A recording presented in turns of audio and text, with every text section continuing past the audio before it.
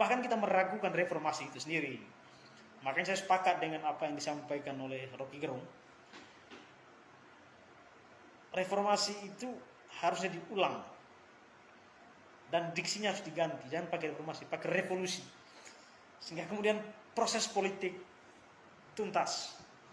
Jadi demokrasi yang kita sebut sebagai pemerintahan akal, pemerintahan orang itu berjalan. Karena kata kunci dari demokrasi itu adalah pemerintahan akal melalui pemerintahan orang. Artinya demokrasi itu hanya diberikan kepada negara yang mayoritas masyarakatnya memiliki kemampuan intelektual yang sehat. Itu dasar demokrasi. Jadi kalau demokrasi itu tidak dibarengi dengan kemampuan intelektual yang baik, maka demokrasi itu akan mati. Dan itu yang terjadi di Indonesia sekarang ini. Makanya yang menguasai demokrasi kita hanya dua, karakter oligarki dan karakter partai politik. Karena masyarakat kita tidak dibekali dengan kemampuan literasi yang baik.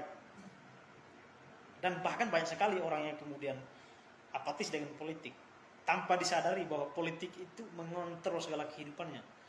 Mulai dari makannya, harga beras naik, itu kan bagian dari proses politik, kebijakan politik. Harga rokok, harga minuman, semuanya bagian dari proses politik yang diimplementasikan lewat kebijakan publik. Semua itu kan proses politik. Gitu. Jadi